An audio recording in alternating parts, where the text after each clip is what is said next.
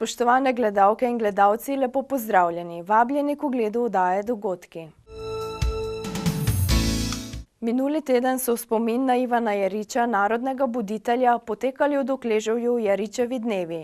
Vrhunec je bila petkova občinska prireditev njemu v čast. Prireditev v spomin na Ivana Jeriča, generalnega vikarja za Prekmurje, sta tudi tokrat organizirala Društvo prijateljev mladine Dokleževje in Krajevna skupnost Dokleževje. Na občinski prireditvi, ki je potekala v kulturnem domu v Dokleževju, se je v slavnostnem govoru gospoda Jeriča spomnil tudi slavnostni govornik, dr. Stanislav Zver, župnik župnije v Bogojini, sicer pa nekdanji ministrant Ivana Jeriča. Človek za vse čase, gospod Ivan Jerič, kot domoljub, duhovnik, kulturnik, zlasti pa kot intelektualec, ki žareva svojo bit kot zavezanec resnice. Življenjski okvir in delo današnjega slavneca Ivana Jeriča namreč priča, da je stoječ na rameni stari viden dalje. Torej z ramen prekmurske slovenske narodne in duhovne kulturne dediščine, ki so posebej izrisovali oba Krizmiča, Mikloš in Štefan, Janoš Karloš, Aleksander Terplan, Jožef Košič, Jožef Borovnjak in drugi, ki so svojimi pisnimi deli prekmurskem narečju pomagali ohranjati identiteto slovenskemu življu ob levem bregu Mure. In da se je kot mlad fant, čigar domoljubni izraz obličja se je klesal tudi v globoko narodno zavedne družini in od Mohorjevka, že pridružil svojim mladostno zagnanostjo težnjam tako imenovani somišljenikov dr. Franca Ivanocija, torej obema klekloma, Ivanu Baši, Jožefu Sakoviču in Petru Kolarju ter drugim duhovnikom, ki so se iz naročja Ogrske svoji večplastni prizadevanji tudi s periodično publicistiko, kalendar srca Jezušovega, Marijin list, novine, vse bolj in bolj hote strmeli po naročju matere Slovenije. Ivan Jerič, nekdanji Dokleževčan, je bil torej narodno zaveden Slovenec. Njegovo delo in prizadevanja sta velikega pomena tako za domačo vas, torej za Dokleževje, kot tudi za vse Prekmurce. Že iz našega govora smo slišali slavnostnega govornika, gospoda Stanislava Zvera, smo slišali, kaj je pomenil, da je bil res ne samo duhovnik, v prvi vrsti je bil izreden domoljub, pogumen človek, ki se je postavil tako po robu cerkvenim kot po svetnim oblastem, ko je bilo potrebno, ko je začutil, da gre za narod, da gre za ljudi. Mislim, da za nas pomeni ogromno. Tako da je, če se povrnemo v preteklost, je prvi stremel za tem, da bi v cerkveno liturgijo vnesli slovenščino, torej prekmurščino, jezik, ki bi ga preprost človek razumel. In od teh svojih stališč nikoli ni odstopal.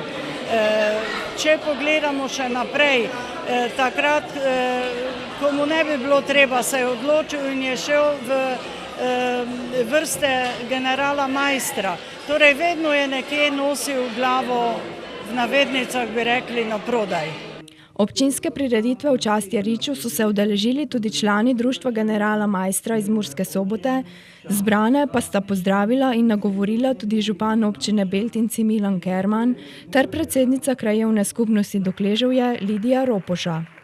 Ker pa je bila prireditev občinskega pomena, so organizatorji posebno pozornost namenili tudi kulturnemu programu. Tokrat so s prikazom življenja otrok v šoli v preteklih časih predstavili učenci osnovne šole Beltinci pod mentorstvom učiteljice Jelke Breznik. Otroci so tako zapeli in zaplesali, prikazali nekaj otroških iger ter potek pouka v takratnih časih.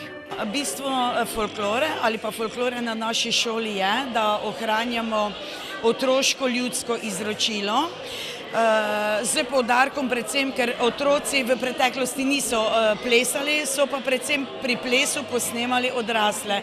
Tako se mi veliko ukvarjamo z šegami, navadami, zbadljivke, igrice. je pa to ideja za današnji program, pa malo izvira že več let nazaj. Nekaj takega smo pa lansko leto predstavili tudi na folklornem festivalu, kjer je bila želja, da imamo povezano v programu šolo pred 100 leti. Tudi sicer med poukom učenci osnovne šole Beltinci kar nekaj časa posvetijo spominom na Ivana Jeriča. Po poklicu sem učiteljica zgodovine in predvsem redno Ivana Jeriča omenjamo devetošolci v okviru pouka v dogodkih po prvi svetovni vojni, ki so se dogajali v Beltincih. Omenjamo ga kot pomembnega moža, ki je prispeval k temu, da smo Prekmurci v Sloveniji, da smo Slovenci. Drugače pa tudi ob kakšnikoli priložnosti tudi v nižjih razredih, recimo se omenja. Učenci, ki si izberejo zgodovino, da malo več delajo, običajno so to tudi tisti, ki so nadarjeni, pa vsako leto obiščajo tudi spominsko sobo v tem prostoru, tako da v tisti uri pa pol še malo več torej izvemo o gospodu Ivanu Jeriču. Jeričevi dnevi v Dokleževju so potekali cel teden, petkov dan pa je bil zaznamovan tudi s položitvijo venca k spomeniku Ivana Jeriča in z mašo za domovino v cerkvi svetega Štefana v Dokleževju. Ta čas pa sta bili na ogled tudi Jeričeva spominska soba in razstava likovnih del. Ta razstava je nastala že pred mnogimi leti, ko sem jaz bila še v službi. In sem nekako si prizadevala, da bi naj vsaj delček tega ostal, ampak takrat so bili časi tudi taki, da ni bilo posluha za to. In se je veliko njegovih stvari zgubilo, ker se je selil iz Turnišča v Mursko Soboto, v Bakovce, potem nazadnje je potem pač umrl sicer v Slovenjgraški bolnišnici, ampak ko smo iskali stvari, ko so sorodniki iskali stvari, veliko tega več ni bilo. Nekaj je v naši cerkvi, nekaj je ostalo v Turnišču, nekaj so pobrali pač ljudje, ki so pomagali tam, ali jim je pa podaril, ker bil je izredno skromen človek, zase ni potreboval nič, vse, kar je imel, je pač vlagal v razvoj mladih in preko mladih potem tudi seveda do starejših.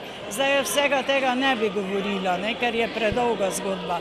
No, kar pa se je ohranilo, so dali domači, kaj še iščemo, nekaj tega še je verjetno kje, pa če bo volja in kjer je volja, je tudi pot, mislim, da se še bo kaj našlo. Tako da smo uspeli s to postavitvijo pač skromno, ampak je, da smo nekako se tako nekako mu dali čas in spoštovanje za vse, kar je storil za naš prekmurski, pa tudi slovenski narod. Odpravili smo se tudi v sosednji Bad Radkersburg, kjer smo si ogledali premiero filma, ki je nastal pri projektu Zvezda ima 5 krakov. V okviru projekta Zvezda ima 5 krakov so dijaki 5 različnih srednjih šol iz Slovenije, Madžarske, Hrvaške in Avstrije predstavili kratke filme na temo Evropska unija. Pred dnevi je potekala premiera v Bad Radkersburgu, kjer so si dijaki gimnazije Borg ogledali film, v katerem je sodelovalo tudi 5 njihovih dijakov na temo izobraževanje in zaposlovanje v Evropski uniji. Na čase pred Evropsko unijo pa se je v svojem nagovoru spomnil ravnatelj gimnazije Borg Bad Radkersburg. Man muss bei aller Kritik zur Europäischen Union doch auch Pri vsej kritiki, ki danes leti na Evropsko unijo, se je potrebno spomniti tudi na to, kako je pred leti bilo težko prečkati mejo, z raznimi kontrolami in to kar v obeh smerih. Je pa meja med Slovenijo in Avstrijo bila v primerjavi z madžarsko-avstrijsko mejo hitro prehodna. Naslednji so namreč bili postavljeni obmejni vojaki s puškami in preverjali, če imajo vsi, ki so želeli čez mejo, tudi za to urejene vize. Še ena stvar, ki je današnja mladina verjetno več ne pozna, je tudi menjava denarja pred potovanjem. Slovenija je imela svoj denar, Hrvaška spet drugo valuto. Tudi če smo šli iz Avstrije v Nemčijo, je bilo potrebno menjati denar. Vse to in še veliko ostalih stvari, na katere danes niti ne pomislim več, ne bi želeli ponovno doživeti. Danes smo lahko priča velikemu in raznolikemu razvoju ter napredku, ki sta nas pripeljala do evropskega standarda. V okviru Evropske unije je produkcija podjetij primerljiva, tudi zaščita živali, še veliko stvari lahko naštejemo. In vse to je možno in razumljivo samo v skupnosti organizacij.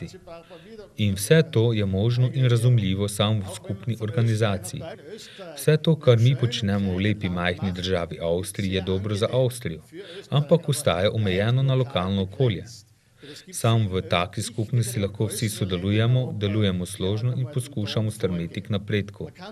In danes smo lahko ponosni na Evropsko unijo, kateri začetki segajo že 50 let nazaj. Danes šteje že 28 držav in še nekatere se nam bodo morda pridružile. Mnogi ne vedo, da je to trg s 500 milijoni ljudi in notranji trg Evropske unije je največji na svetu, kar je zares izjemno. Und was viele auch nicht wissen, dass dieser Binnenmarkt der Europäischen Union weltweit der größte ist. Das ist also wirklich auch beachtlich. Zbrane je nagovoril tudi okrajni glavar avstrijske Štajerske Aleksander Majcan, ki je izpostavil, da bo Avstrija s 1. julijem prevzela predsedovanje Svetu Evropske unije.